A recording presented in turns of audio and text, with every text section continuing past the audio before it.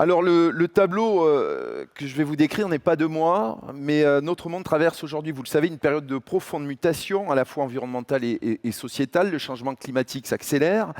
En 2024, la température mondiale a dépassé pour la première fois le seuil symbolique de 1,5 degré plus 1,5 degré par rapport à l'ère pré-industrielle. On assiste à une multiplication des événements extrêmes. La biodiversité est menacée, les ressources naturelles, elles aussi, s'épuisent, surtout face à l'effet d'une consommation toujours croissante, ce qui pose la question quotidienne de la transition énergétique et d'un développement plus durable. À cela s'ajoutent des tensions économiques et sociales, politiques aussi à l'autre bout du monde. Les inégalités se creusent, les migrations augmentent et une large part de la population exprime une quête de sens, de justice et de nouveaux modèles de société. Enfin, dans le même temps, on en a beaucoup parlé là aussi ces dernières semaines, la révolution numérique transforme nos modes de vie, nos économies et même nos démocraties, soulevant autant d'opportunités que des défis, notamment au travers de l'intelligence artificielle. Oui, mais dans tous les domaines, il n'y a jamais eu autant d'initiatives collectives pour s'emparer de ces sujets, il n'y a jamais eu autant d'opportunités d'agir pour écrire un autre avenir. Et c'est dans ce contexte complexe, mais aussi porteur d'espoir et d'innovation, que nous abordons maintenant cette question. Ingénieur, face à la transition, faut-il être acteur ou spectateur ? Pour en parler, j'appelle Noémie Sergent et Arnaud Barthélémy, étudiants en deuxième année, génie mécanique des matériaux et membres du Forum des étudiants pour un avenir durable. Christophe Persaud, directeur digital domaine chantier chez Vinci Construction. On peut applaudir, hein. Arnaud Letourmy, directeur grand compte à Saint-Gobain. Cédric Hervella, responsable du programme de transformation des achats au sein d'SNCF Réseau. Et Baptiste Morand, directeur Engineering et Capital Project chez ADP. Installez-vous, il y a assez de sièges. Je vais me mettre sur un bout, installez-vous, prenez les micros, on va les faire tourner. Les étudiants, séparez-vous. Non, vous pouvez rester ensemble. Prenez un micro, je vais laisser un micro ici. Il y a assez de place, il y a assez de... je me mets en bout si vous me permettez. Voilà, et... Est-ce qu'il y a assez de micros là? Il y en aura un autre ici. Merci à tous les 6 d'être là pour échanger sur cette question, effectivement. Faut-il être acteur ou spectateur? Alors, cette question, ce thème, on a décidé de le décliner en 3 questions pour parcourir justement le sujet. Des questions que nous sommes allés poser aux étudiants de l'école sous forme de micro-trottoir. À chaque fois, on regarde une vidéo, on en débat pendant 10 minutes et on va parcourir cette thématique de l'engagement face aux enjeux. La première vidéo arrive tout de suite.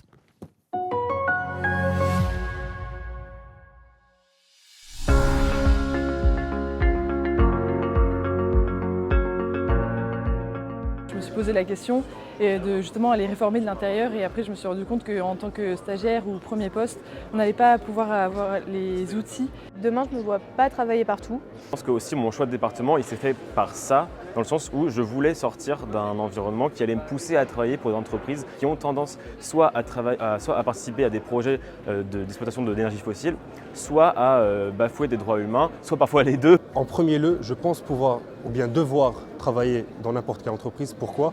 Pour un peu cerner ces enjeux. Il faudrait voir les choses de manière réelle, de manière concrète dans les entreprises. C'est facile de dire qu'une société pollue, mais pourquoi elle pollue? Pourquoi elle ne pollue pas? Donc demain, moi je ne pense pas être prêt à travailler dans n'importe quelle entreprise. Moi je pense qu'il y a plein de critères qui sont vraiment à prendre en compte. J'ai envie d'avoir un métier à impact qui fasse du sens pour moi et pour la société. Non, je ne suis pas prêt à travailler dans n'importe quelle entreprise. Après, ça ne veut pas dire que je vais boycotter d'emblée certaines entreprises. Puis certaines entreprises sont tellement grandes qu'elles ont différentes filières. Je serais prêt, par exemple, à travailler dans des filières pour les énergies renouvelables chez Total. J'ai besoin d'être dans une entreprise avec laquelle je suis en accord au niveau des valeurs, d'avoir l'impression de faire un travail qui va dans le sens de la transition écologique et dans lequel je me sens vraiment utile. Je pense que ce qui est très important quand même, c'est le sens, surtout à long terme. On peut bosser 5 ans dans un truc qu'on n'aime pas, je ne me vois pas le faire 30 ans. L'éthique de l'entreprise, ça m'est assez important et je veux que moi, mon travail, il ait du sens et que je considère qu'il a un impact positif sur la société. Donc je ne suis pas prêt à travailler dans le fossile. Je pense que non. Je pense que les valeurs de l'entreprise et sa ligne directrice, les types de projets qu'elle mène sont déterminants.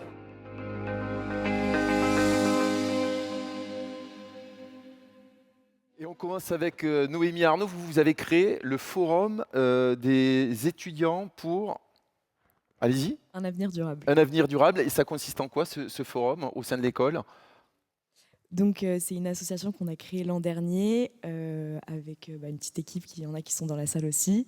Et ça a pour objectif d'organiser un forum qui a eu lieu en février dernier avec des entreprises engagées. Et on a aussi, tout au long de l'année, organisé un peu des réunions pour renseigner sur certains sujets, se demander si ces entreprises respectaient ou non notre charte. Donc, ça a permis d'impliquer aussi toute la promo dans l'association. L'envie, c'est de mettre ensemble, d'orienter les étudiants aussi vers des entreprises responsables.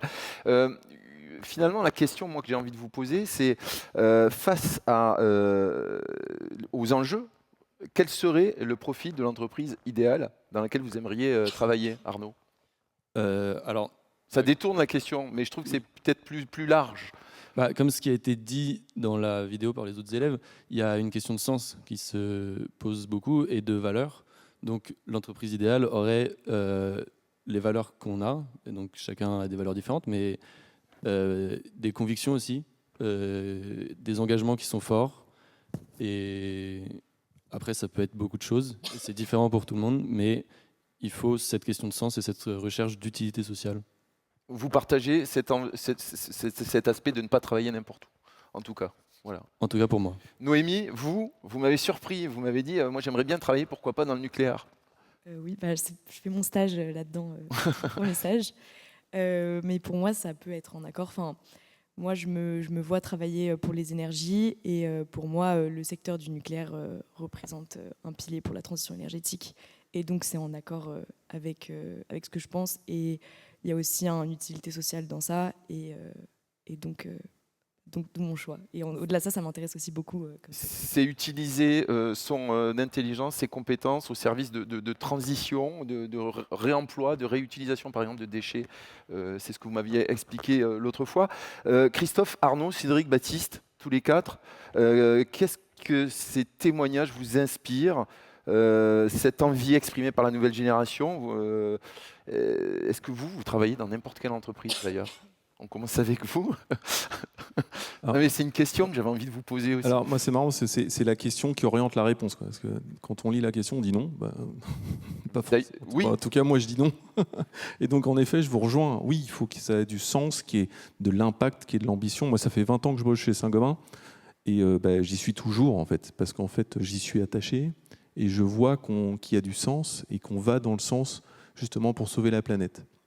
Et moi, je suis fier de voir que toutes les générations, avec tout ce qu'on a vu, sont en train de faire ça.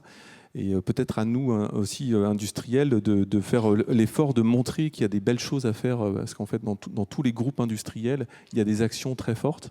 Et ce n'est pas que de la peinture verte. En tout cas, chez Saint-Gobain, ça c'est sûr. Vous avez mis en place notamment un prix interne du carbone dans tous les projets qui sont développés. Alors, il y a beaucoup. C'est vrai que si on parle de concret, énormément pardon, il y a beaucoup de choses. Mais en effet, il y a un prix interne du carbone à la fois sur la partie R&D et à la fois sur la partie CAPEX industrielle. De toute façon, l'engagement de Saint-Gobain, c'est d'être zéro net carbone en 2050. Et en fait, tout est drivé dans cette direction-là, justement pour faire attention à s'orienter. Parce que 2050, c'est demain, et c'est maintenant qu'il faut qu'on impacte et qu'on fasse de la R&D pour aller dans le bon sens, et ainsi de suite. Christophe, vous dites, vous, de votre côté, que voilà, on ne peut plus cacher la copie par rapport à ses envies. Oui, puis chez Vinci Construction, on a l'habitude de ne pas la cacher. Moi, j'étais très heureux de voir que les jeunes se disent « je veux aller dans une entreprise où il y a du sens ». J'espère qu'aucun pensait à Vinci Construction quand il disait « il y a des entreprises où je ne veux pas aller ». Non, ils n'ont pas été cités pendant votre tour. Ils n'ont pas été cités aussi, c'est peut-être vous qui avez coupé les bancs. Non, je vous montrerai les rushs. Un peu comme Arnaud chez Saint-Gobain, bon, nous, on n'a pas tout à fait la même métrique. On a dit entre 2019 et 2030, on veut baisser les émissions carbone de 70%. Et en préparant, Stéphane, la conférence, je me suis rendu compte que dans tous les compartiments de l'entreprise, on tirait dans ce sens-là. Qu'on fasse de l'informatique pour des outils numériques qui vont nous permettre d'économiser. Qu'on fasse de la recherche fondamentale ou appliquée pour essayer de chauffer moins nos enrobés et d'avoir un moindre impact. Alors on peut dire, oui, vous polluez parce que vous faites des enrobés, vous utilisez de l'énergie parfois thermique pour chauffer. Oui, mais lequel d'entre vous, messieurs, dames, n'a pas pris sa voiture depuis 6 mois ? Vous avez tous consommé de l'enrobé, quelque part. Donc, on peut dire qu'on pollue, mais on est celui qui qui produit pour la collectivité une activité qu'il faut essayer de rendre la moins polluante possible. Sur les ouvrages du Grand Paris également, qui ont une utilité sociétale, on a fait des bétons bas carbone qui ont un impact carbone 50% inférieur à ce qu'on faisait il y a 10 ans. Donc il y a des évolutions et effectivement, ces attentes sont déjà intégrées, c'est ce que vous dites, dans la vie des grands groupes. Tout à fait. Baptiste, vous m'avez dit, lorsqu'on a préparé ce rendez-vous, moi non plus, au début, je ne voulais pas travailler pour n'importe quelle entreprise. Au début de ma carrière. Pas au début d'ailleurs, hein, toujours pas aujourd'hui pour n'importe quelle entreprise. Enfin, chacun a sa motivation. Quand on commence sa carrière, il y a quelque chose qui vous attire plus que d'habitude. Et je pense que c'est aussi une question de moment auquel on commence. Moi, aujourd'hui, je pense que je serais à votre place, je serais à peu près dans la même dynamique. Il se trouve que moi, j'ai voulu faire de l'aménagement du territoire. Les questions de conscience environnementale n'étaient pas aussi aiguës, même s'il y avait des questions autour des questions de développement, de transport. Et puis je me suis tourné vers l'aménagement du territoire. D'ailleurs, j'avais un premier directeur que j'ai salué tout à l'heure, c'était Thierry Duclos. Et puis du coup, on a travaillé sur les questions de Franche-Francilienne. On s'est demandé un petit peu pourquoi la voiture prenait autant de place à l'époque. Et puis j'avais une obsession, c'était qu'on développe les transports en commun, qu'on trouve aussi des moyens que l'étalement urbain ne continue pas au rythme auquel il était dans les années où j'ai commencé à travailler, c'était il y a longtemps. Et aujourd'hui, je pense qu'on n'a peut-être pas tout réussi, mais il y a des choses qui ont changé, il y a des lois qui ont été passées, l'État a réagi, on a réussi à faire des choses.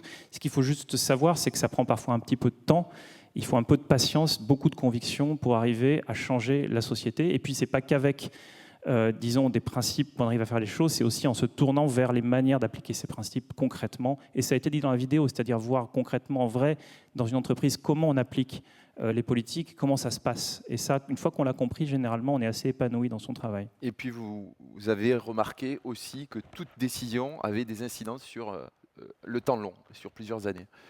C'est ça qui est fascinant. Et dans les métiers qu'exercent les ingénieurs des ponts, c'est la plus belle école pour ça. C'est d'arriver à se mettre dans les pas de décisions qui ensuite, 20 ans après, vont avoir une influence, un impact. Le mot impact a été beaucoup utilisé aussi dans la vidéo. Je trouve que ça, c'est quelque chose qui ressort beaucoup de ces générations qui arrivent aujourd'hui dans le marché du travail. Et moi, je ressens une petite frustration d'être pas toujours leur donner les manettes, leur permettant d'avoir un impact visible. Et je comprends que parfois, et d'ailleurs, j'avais peut-être plus de liberté, moi, quand j'ai commencé à avoir une forme de réflexion et d'impact sur des sujets dont on me laissait la liberté d'étudier. Et il faut un petit peu laisser, je pense, aux jeunes qui commencent leur carrière, un petit peu d'espace de liberté pour créer, être créatif et nous proposer des choses. Parce que si ce n'est pas le cas, évidemment, on se met dans un moule et il n'y a rien de plus frustrant, surtout quand on a vu les résultats du sondage tout à l'heure, que d'être dans un moule qui vous contraint. Cédric ? En matière de recherche de premier travail, globalement de carrière, pour moi, les valeurs, c'était essentiel. La valeur dans l'entreprise dans laquelle je voulais aller devait correspondre aux miennes. Donc, je comprends complètement votre spectre. À mon époque, évidemment, la transition écologique, on n'en entendait pas parler. À votre place, ça serait vraiment ma focalisation, car je pense que c'est effectivement l'enjeu majeur de nos sociétés. La situation aujourd'hui de nos entreprises, c'est une vraie lacune majeure en matière de compétences autour de tout ce qui tourne autour de la transition écologique. Il ne faut pas se voiler la face. Thierry Déault le disait tout à l'heure, on manque terriblement de compétences en nombre pour adresser ces sujets au quotidien et pour faire évoluer les sociétés. Donc là-dessus, bravo pour la transformation, le plan de formation, car on a besoin de vous. Tout de suite, on regarde la deuxième question qui a été posée aux étudiants. Ça nous permettra de poursuivre cet échange.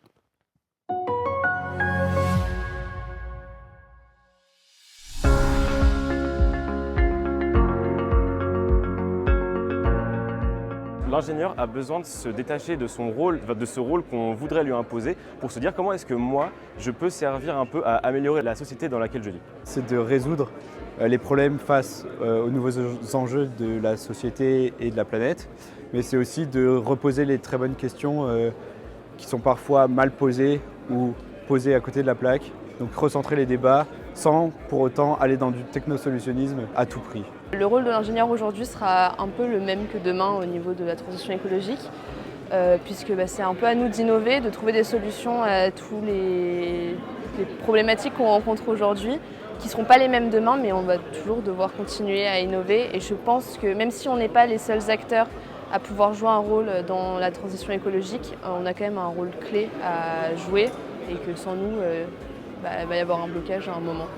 Le rôle de l'ingénieur, il est multiple, donc ça va être la résolution de problèmes, il y a beaucoup de choses, mais moi c'est plus le rôle du citoyen que je vois. De pouvoir guider et conseiller les directions publiques qui vont être prises, mais aussi éventuellement d'apporter un regard critique par rapport à la façon dont le problème lui est présenté, éventuellement de le remettre en question et de conseiller de nouvelles perspectives. Pour l'instant, il a surtout un rôle d'optimisation, de production de masse, avec pas forcément à chercher à comprendre est-ce qu'il a raison de faire ce qu'il fait. Du moins, ce n'est pas dans son job à lui.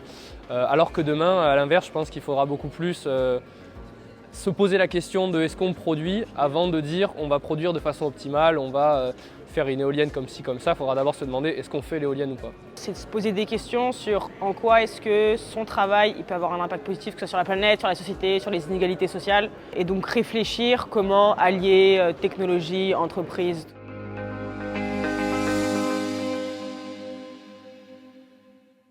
Cédric, sur cette question du rôle de l'ingénieur, est-ce qu'elle résonne de la même façon chez le jeune diplômé et chez les ingénieurs en poste? Je vais beaucoup parler par rapport à moi, pas forcément pour tous les ingénieurs, parce que c'est difficile. En tout cas, je me retrouve totalement dans ce qui a été dit là par les jeunes ingénieurs, à savoir que, c'est d'abord une conscience citoyenne, une compréhension des enjeux, et ça, ce point-là, il est clé pour savoir agir à titre individuel et à titre collectif, y compris pour son entreprise. Je ne suis pas trop techno-solutionniste. Ce qui est sûr, c'est que les sujets environnementaux sont des sujets sur le front assez techniques pour lesquels l'ingénieur est très adapté pour les comprendre par rapport au reste de la société. Et du coup, il a aussi un rôle citoyen à savoir les interpréter, à savoir les porter et à savoir les expliquer auprès de ses collaborateurs et auprès de sa famille et auprès de la société. Baptiste, vous êtes d'accord avec ça Arnaud, pardon. Vous avez une double compétence, un parcours qui vous a permis justement d'avoir cette vision d'ensemble du rôle de l'ingénieur.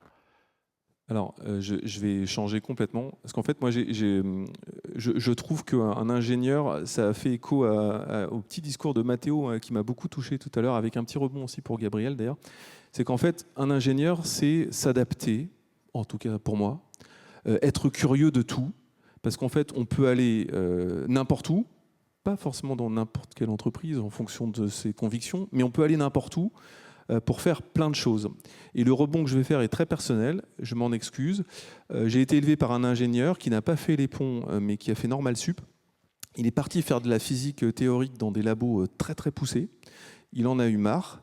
Il a dit « Qu'est-ce que je veux faire ? Je ne sais pas. J'ai envie de faire de l'économie. J'y connais rien. » Et il a fait de l'économie en mettant des mathématiques dans l'économie. Donc en fait, on peut tout faire en fait. Et je pense que la force aussi de l'école, c'est de vous donner une méthodologie pour justement résoudre avec les bons outils que vous allez chercher, que ce soit des outils avec des hommes, des compétences, des techniques ou de la biblio et des documentations.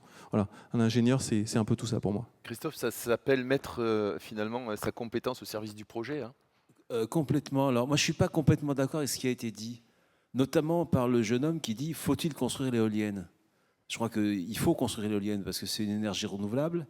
On peut mettre en cause celui qui a choisi l'endroit où on la met ou sa conception, mais normalement, il faut la construire. Je pense que je ne me poserai pas de questions à sa place.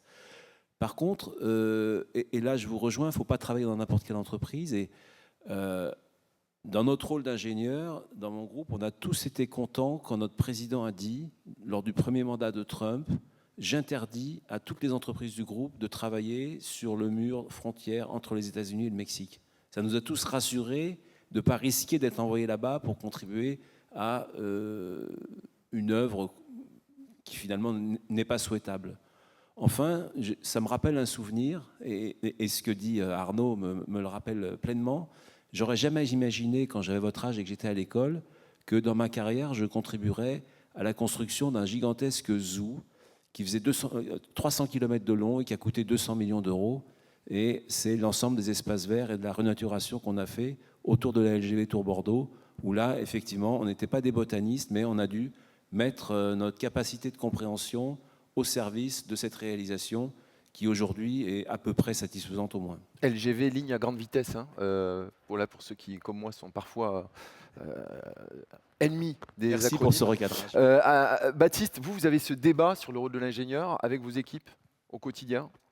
Oui, c'est quelque chose qui questionne beaucoup les équipes, notamment la raison d'être d'une entreprise et la compatibilité avec l'ingénierie et l'ingénieur. Mais je pense que les réponses ont été apportées en fait. Il y a beaucoup de la complexité du monde qui réside dans les sciences. Le discours des sciences de Matteo était très intéressant. C'est vrai. Et du coup, notre rôle, il est de moins en moins d'être le technicien qui va faire le calcul et qui va permettre de construire. Il est de plus en plus de trouver le narratif pour emmener des équipes, expliquer comment change le monde et dire qu'on va pouvoir réaliser des choses si on est patient parfois, si on a le bon geste au bon moment, si on sait expliquer les choses aussi et si on sait mettre autre chose que des chiffres derrière des concepts. Il faut pouvoir expliquer d'où on vient, où on va. Et ça, c'est vraiment une tendance lourde de l'ingénieur, c'est que pour convaincre ses troupes, il faut qu'il passe beaucoup de temps à expliquer et c'est un certain talent. Noémie, Arnaud, je vous voyais remuer, opiner du chef, voilà, être d'accord avec vos camarades tout à l'heure sur ce qui était dit sur le rôle de l'ingénieur. Qui commence? Oui, il y a beaucoup de choses très intéressantes qui ont été dites. Pour moi, c'est surtout le rôle de l'ingénieur, il doit surtout être repensé dans la relation qu'il entretient à la fois avec la société et les techniques. Ne plus rechercher nécessairement la performance pour la performance ou la performance pour l'efficacité, mais se poser la question fondamentale du besoin auquel on répond, de l'usage qu'on va faire de la technique qu'on utilise, de s'intéresser aux impacts que ça peut avoir, de ne plus rechercher le high-tech pour le high-tech. On peut aller vers le low-tech, mais pour un besoin. Répondre à une nécessité plutôt qu'un fantasme ou une expérience de pensée qu'on pourrait avoir. Avant d'être dans l'innovation à tout prix, déjà être dans l'utilisation optimisée et vertueuse de ce que l'on a, c'est ce que vous dites. L'innovation n'est pas que technologique. Et donc il faut penser sa place, être conscient de ce que la technologie ne pourra pas faire. Noémie? Oui, c'est ça. Et c'est un peu ce que vous disiez aussi. Il y a un peu cette vision de l'ingénieur qui a un peu la tête dans les calculs. Là, maintenant, je pense que l'ingénieur de demain, et même beaucoup d'ingénieurs de maintenant aussi, ont envie de plus comprendre ce qu'ils font, pourquoi ils le font, et aussi réfléchir un peu au rôle que la technique représente pour nous, comme a dit Arnaud. Voilà, l'innovation, comme dit, n'est pas que d'en faire des nouvelles technologies à tout prix. Allez, on passe à la troisième vidéo et la troisième question qui était posée aux étudiants.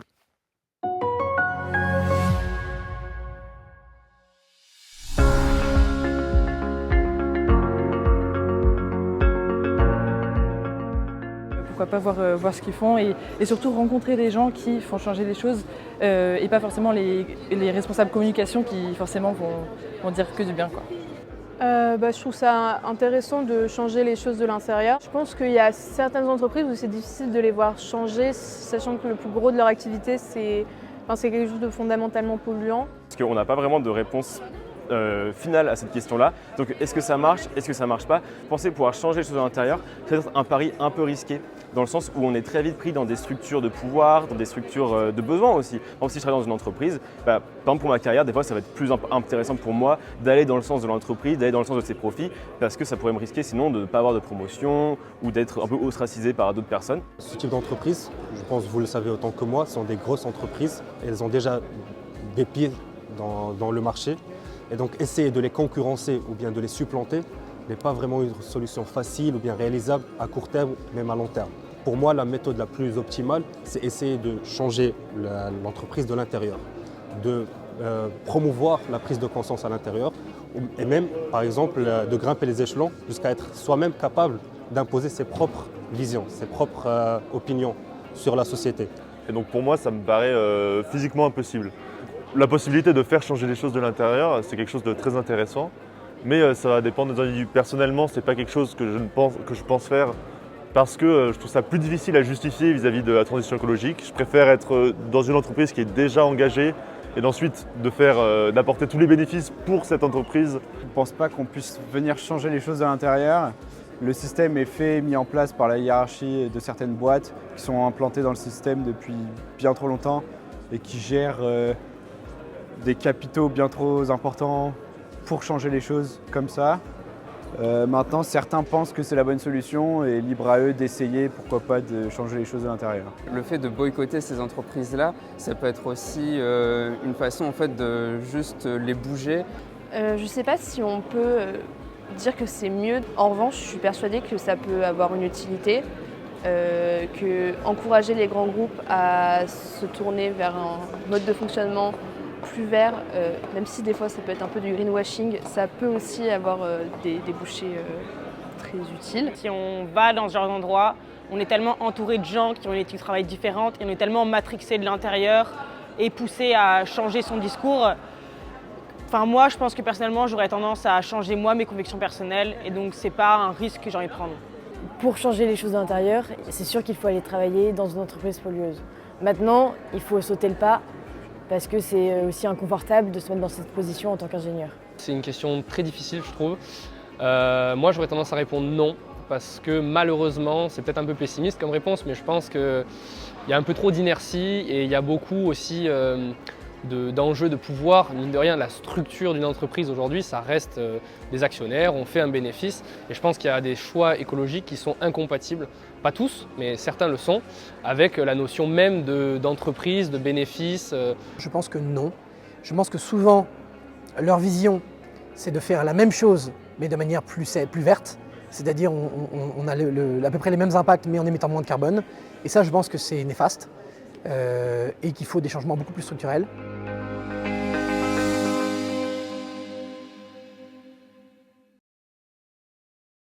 Arnaud, Noémie, est-ce que finalement ne pas investir à ces entreprises, c'est pas laisser le champ libre à ceux qui n'ont pas envie de s'emparer de ces défis?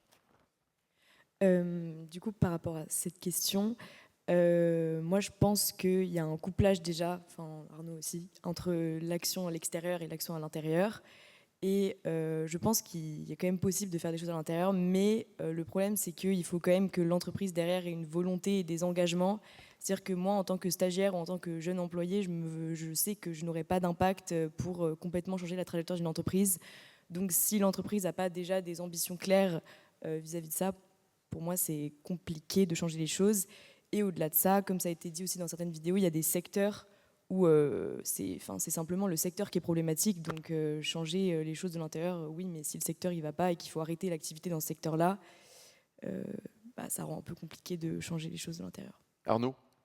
Oui, complètement d'accord. Il faut les deux, il en faut beaucoup, il faut changer beaucoup de choses. De l'intérieur, on n'a pas tous les pouvoirs, on ne peut pas choisir de dire non nécessairement à certains projets. On peut faire mieux, mais on ne peut pas nécessairement faire bien à chaque fois, on n'a pas la main sur tout. Donc il faut cette grande volonté au-dessus ou générale dans l'entreprise si on veut travailler de l'intérieur. Oui, parce que, en fait, effectivement, au-delà de vos engagements, de vos convictions, vous êtes conscient de la complexité à laquelle font face les entreprises en termes d'économie, de système, c'est ça? C'est pour ça aussi qu'on dit qu'il y a une action extérieure aussi qui est importante, c'est qu'on sait que ce n'est pas qu'une entreprise toute seule qui peut changer les choses, même si elle le voulait, mais il y a quand même, voilà.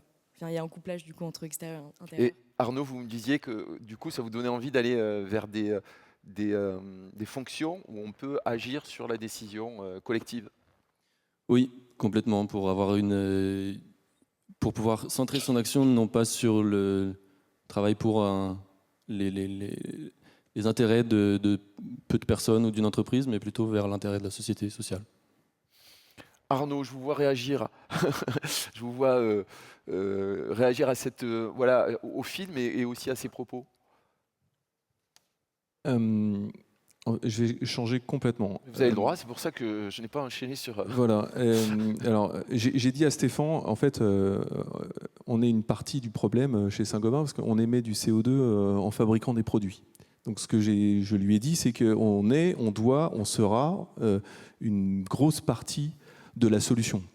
C'est pour ça que je parlais de net zéro carbone, c'est qu'on a décidé de décarboner tout ce qu'on fait, quoi. Donc en fait, on a besoin de vous aussi, parce que décarboner ce qu'on fait, c'est faire attention aux solutions et à la décarbonation de nos solutions. Donc vous entendez beaucoup l'économie circulaire en ce moment. Nous, c'est vraiment quelque chose qu'on pousse très fort, à la fois pour recycler les matériaux en boucle fermée et réincorporer le taux de recyclé dans ces matériaux pour refaire du matériau de déchets, en fait. Bon, encore faut-il bien le faire, ça c'est sûr. Et puis la partie réemploi. Et puis ensuite, il y a toute la partie process, en fait. C'est-à-dire qu'à un moment donné, comment on fait pour avoir un process moins énergivore? Qu'est-ce qu'on teste? On parlait d'euros la tonne pour certains projets qui sont doublés si on ne va pas dans la bonne direction. Donc on y est, il faut impacter, il faut y aller. Et au contraire, je pense qu'il faut venir comme vous êtes. On fait plein de choses. Non, mais enfin, bon, alors moi, je peux vendre Saint-Gobain pendant 2 ans, mais avec vos idées et vos idéaux. Et c'est vrai qu'on parlait de raison d'être. Je crois que c'est Anthony Briand qui disait tout à l'heure. La raison d'être de Saint-Gobain, c'est Making the World a Better Home. Donc, on ne peut pas être plus aligné sur ça. Et moi, qui suis transversal à tout, je vois que ça infuse partout. Et notre PDG Benoît Bazin donne la direction et le là-dessus. Et ça va aussi vers l'actionnariat. C'est-à-dire qu'il a positionné le groupe aussi pour la vision, c'est d'être le leader de la construction durable.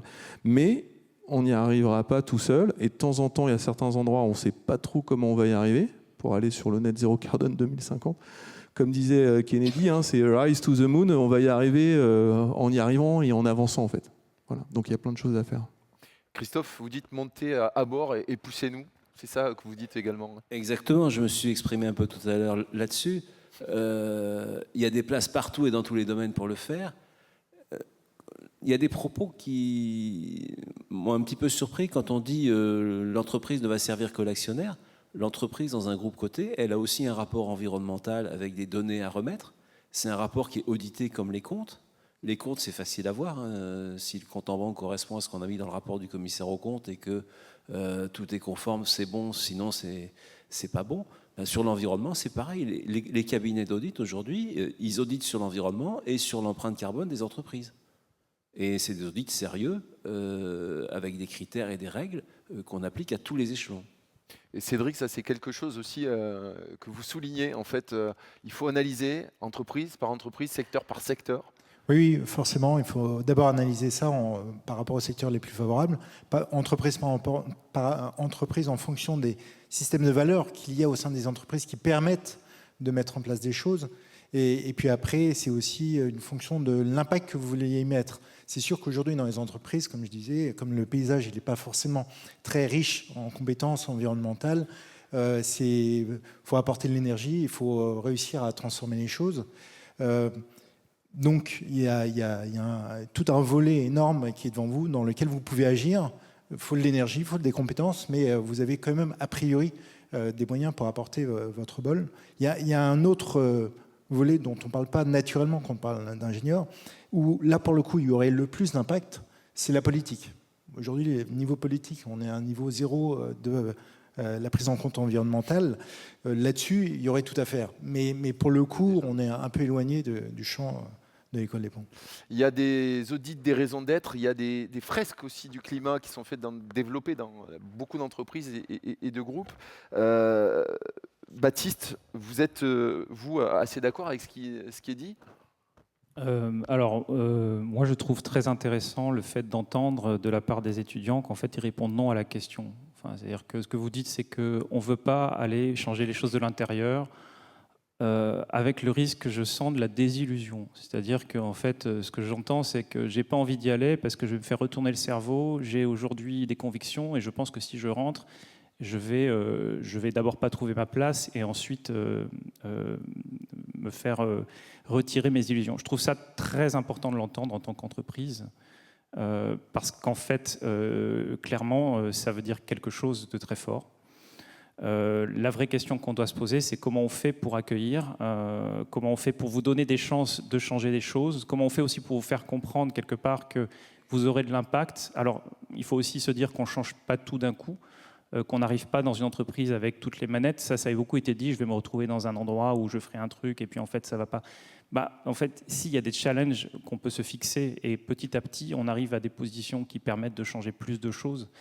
Mais ça, je pense que de toute façon, ce discours, il est inaudible. Et même le discours, en fait, de on fait moins de carbone, qu'on a des audits environnementaux, très franchement, je pense que ça ne vous touche pas. Je pense que ce que vous dites juste, c'est pas notre monde. Notre monde, c'est celui où on veut vraiment transformer les choses, et plutôt de l'extérieur, parce que de l'intérieur, on ne sent plus la confiance dans le système. Le mot système a été cité souvent. Franchement, il faut qu'on l'entende, parce que c'est extrêmement important. Moi, j'ai construit ma carrière avec les services de l'État. Il faut le savoir aussi, tu l'as dit tout à l'heure, hein, l'État, c'est aussi un endroit, les services de l'État, qui mettent l'intérêt général d'abord. Et généralement, quand on est sur l'intérêt général et qu'on a envie de changer les choses, on nous donne les moyens de le faire assez vite dans une carrière. Et ensuite, on peut développer quelque chose qui est autour de cette thématique-là.